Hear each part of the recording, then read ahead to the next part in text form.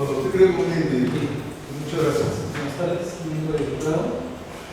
Voy a empezar con la sesión de clase que me ha tocado en este caso. Voy a hablar de lo que se llama la revisión lineal simple. ¿Bien? Bien. Acá tenemos un caso. Quiero que vean este caso.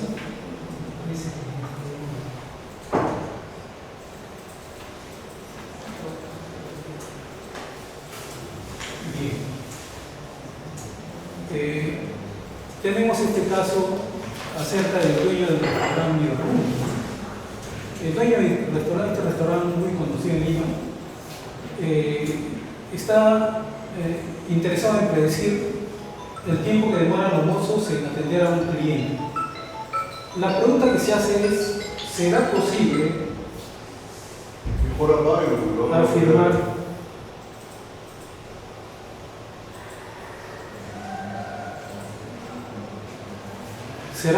afirmar que el tiempo que demoran los mozos en atender a un cliente depende del número de mesas que tiene que atender?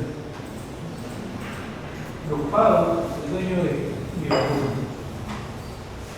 Entonces la pregunta sería, ¿cómo respondemos a esa pregunta? ¿Cómo responderíamos? Está esperando que nosotros le contestemos. Va a tener que esperar bastante. No, parte de la sesión, ¿no? Claro. Usted haga la simulación que un estudiante le va a... Ya. Yo digo, sí, profesor.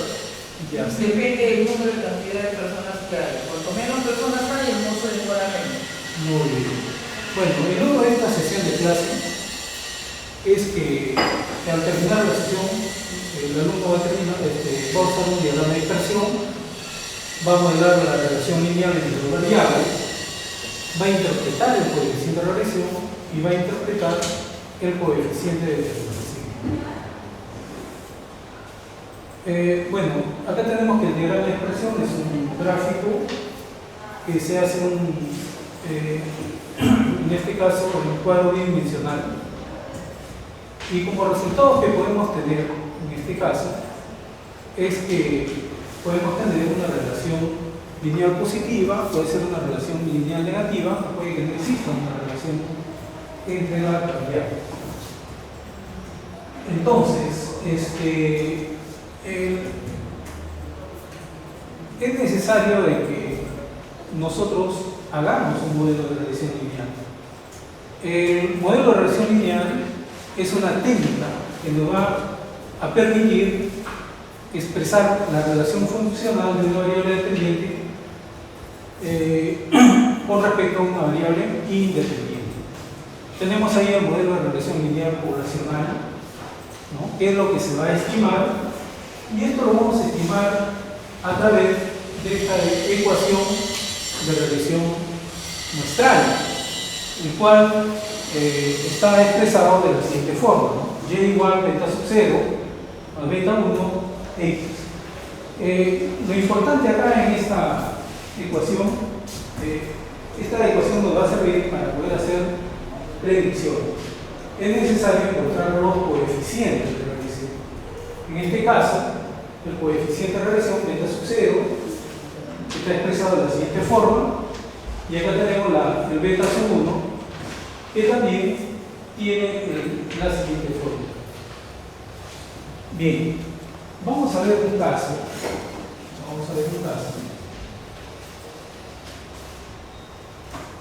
El caso, por ejemplo, este es de una empresa que tiene 7 vendedores, ¿no? Y lo que se quiere analizar es que si las ventas mensuales, o sea, si las ventas dependen de los años de experiencia, ¿no? En este caso de las personas.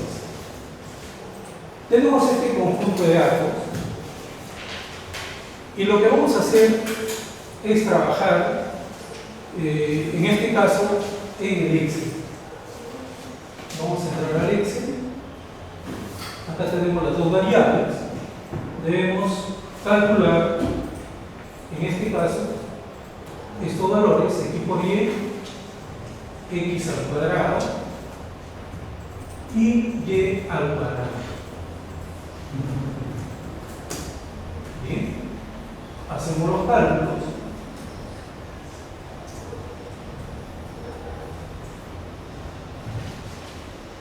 Acá aplicando el Excel y vamos a tener estos valores.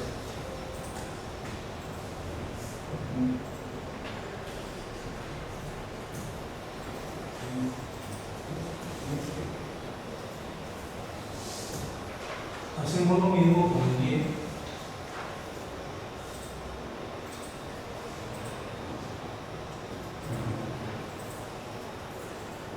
Y finalmente sumamos estos cálculos que hacemos acá. Hacemos la suma. Y esto lo trasladamos para ver cómo se calcula. Vamos a copiar esto.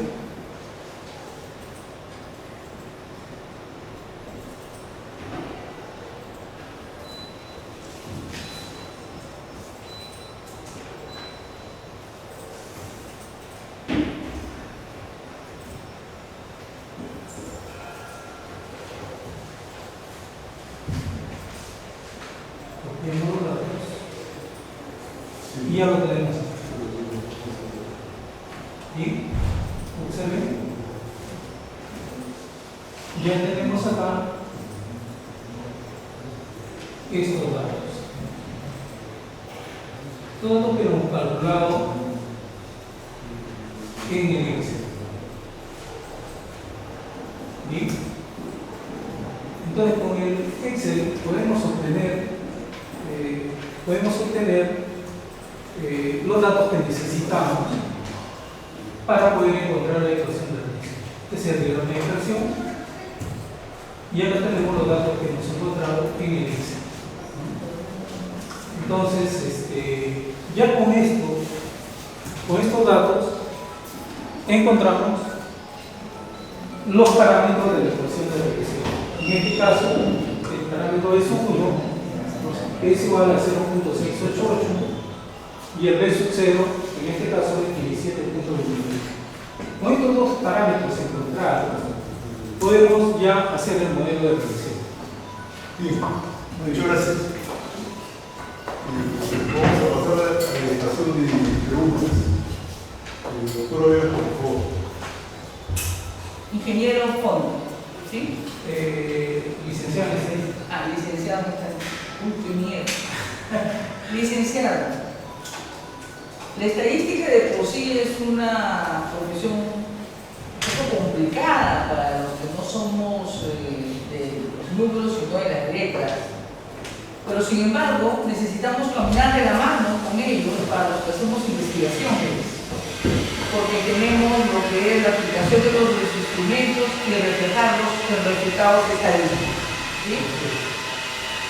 Nosotros sabemos que para hacer un trabajo de investigación tenemos que trabajar bajo una estadística y se basea en los datos en un SPS. Pero sin embargo, en el mundo de la modernidad, en época de necesidad, en la época del COVID, se generó los formatos de Google Forms y por ahí se hacen las encuestas que vota la estadística. ¿Sí? Con lo que desplazan automáticamente al docente de estadística, ya no lo necesita. Dígame, ¿qué tan confiables son esos formatos y qué tan buena es su aplicación para los trabajos de investigación? Bien, para empezar, no tanto así una investigación depende de lo que es el formato que voy a utilizar.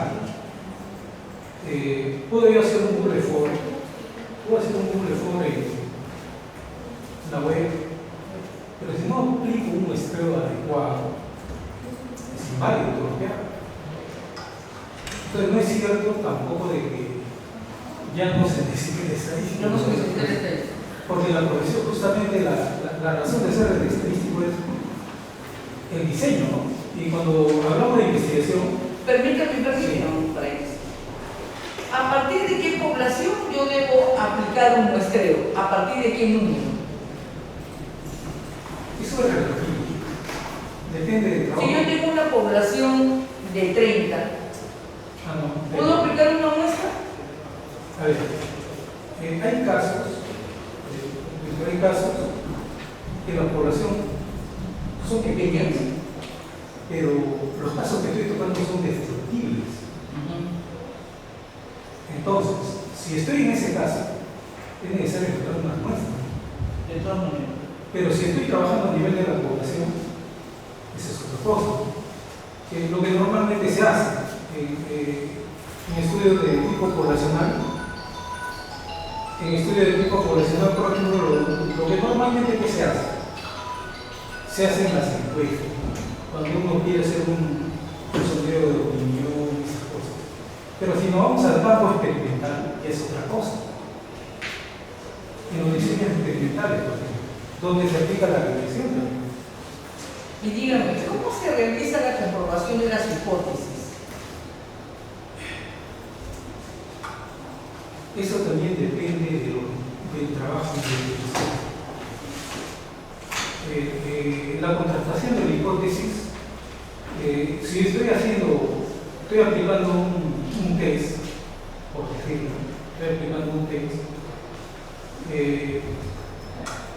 y estoy planteando una hipótesis, entonces tengo que, a través del muestreo, seleccionar una muestra, los resultados que obtengo de esa muestra, voy a contrastarlo con mi hipótesis para ver si realmente lo que yo me planteé como hipótesis se acepta o se rechaza.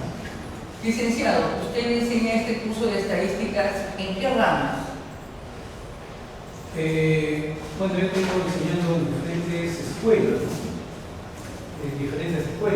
administración, contabilidad, enfermería, obstetricia. Entonces, ¿Y cómo nos enseñaría lo de derecho? Buena pregunta. Por ejemplo, el caso de derecho, se les puede enviar aquí a un estudio de los penales, si es que quisiera yo en este No, caso. me refiero a su método de enseñanza. De por sí, los que somos de letras no nos gustan los conceptos. Sí, señor. ¿Cómo haría para llegar a ese alumno que justamente escogió una rama estrictamente de letras? Claro. ¿Cómo lo motivaría? Por ejemplo, en este caso, ¿no? Tendría que poner una imagen que ellos vean. A ver, motíveme. Vamos a suponer, hoy en día que está la delincuencia, el número de delitos diarios que se cometen. Hoy en día, más que nada, se incrementó la criminalidad. ¿A qué está asociada la criminalidad?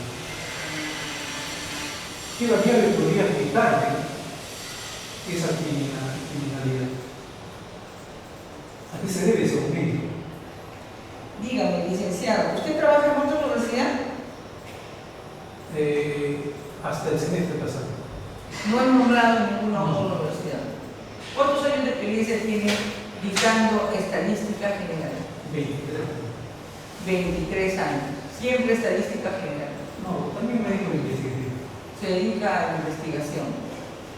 Dígame, ¿cuáles son las etapas que lleva una sesión académica? Los documentos. Fíjense desde el inicio, lo que es la construcción, lo que se llama la teoría, ¿no? La evaluación. ¿Nada más? Esta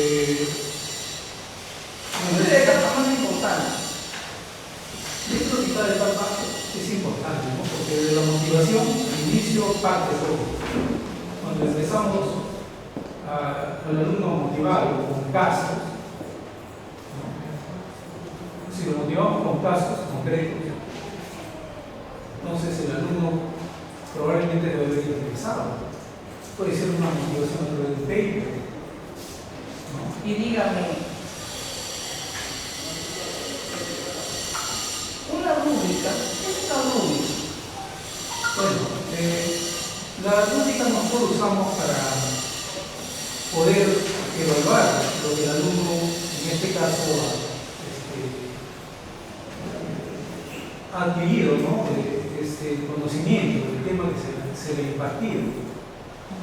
Es una herramienta de evaluación. Y Muchas gracias, señor presidente. Doctor Martino Vera.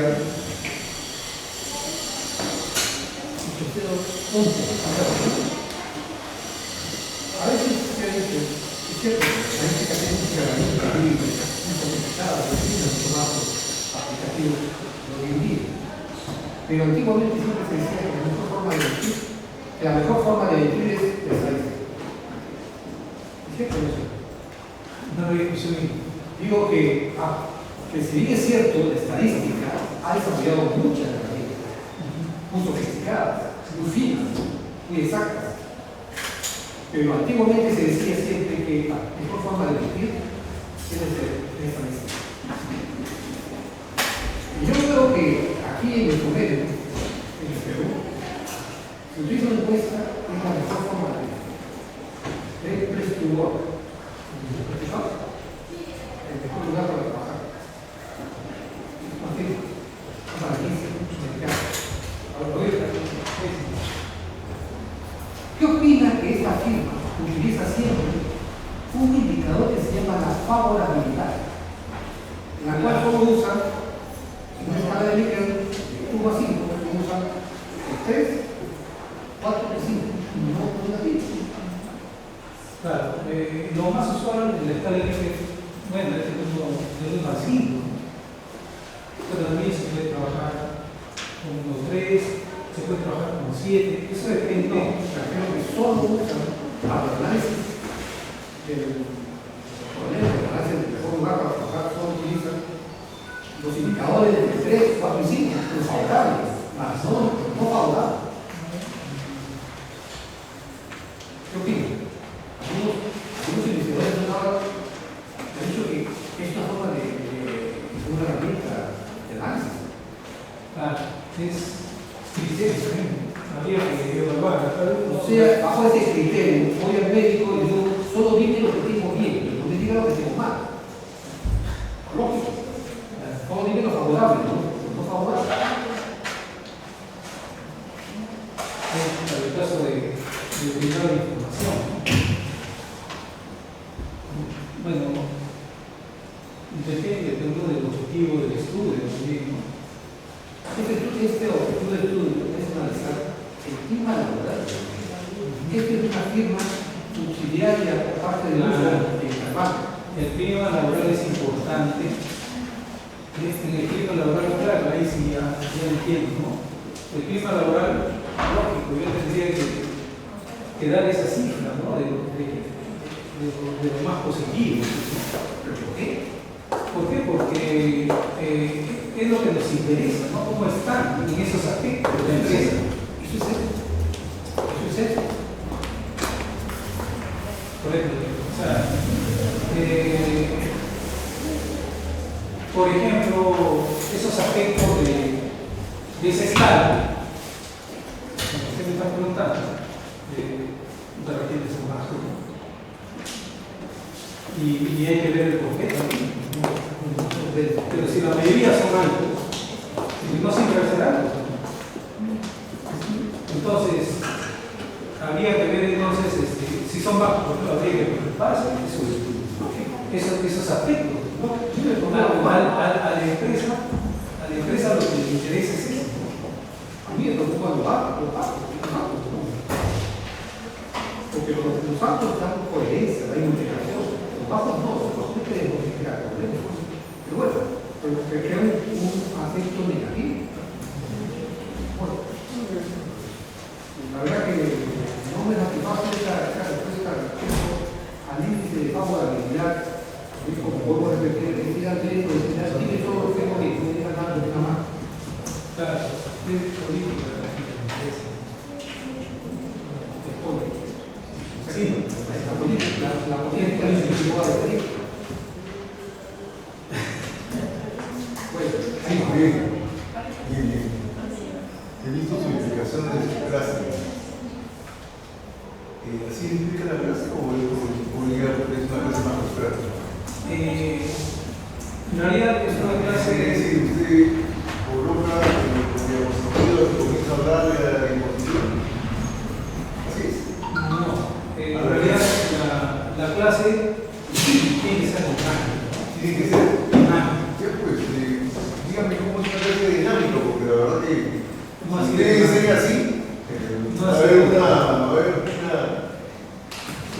deserción así. Nosotros estamos para que no haya deserción, al contrario, que esta universidad crezca cada día más, por eso estamos acá en la universidad. Sí. Entonces, díganme, ¿cómo la ponemos dinámica? En primer lugar, hay que, mínimo para hablar sobre este tema, ¿no? Mínimo sería una clase de media hora, ¿no? ¿Por qué? Porque los momentos, en primer lugar, yo lo que podría hacer es pasar un video. Ese video tiene una cierta cantidad de minutos. Preguntarle al alumno qué opina del video. A ver, yo creo que, no sé si esta sería una solución. Hacer una clase de 5 minutos, 10 minutos y ahí lo pongo ahí adelante de los laptops en un laboratorio de y comenzamos a hacer ejercicios. ¿No es bueno eso? Mejor que estar hablando a la diapositiva, a la letra. Sí, justamente. ¿Eso lo tienen preparado? ¿No lo preparado así? No, sí, lo que pasa es que para esta sesión de clase, se necesitan los conocimientos previos. O sea, en cuestión de la revisión lineal, el alumno necesita conocimientos previos para poder trabajar con esa asignatura. Entonces, Pero usted no ha dicho eso para empezar. Para preparar no, los conocimientos previos. estudiantes, bueno, es una clase que necesita tal asignatura tiene que para llegar a esta asignatura. ¿Cuántas asignaturas tengo que recorrer para llegar a su asignatura? ¿Cuántas? Son después de 3 ciclos. Después de 3 ciclos. ¿Antes qué hay? Matemática básica, materia 1, materia 2. Ya, no es otra estadística, no. La primera estadística es usted. Es estadística general. Pero, de hecho, ¿qué van a pasar, profesor? Porque este está en el tercer o cuarto ciclo que decían esa revisión, esa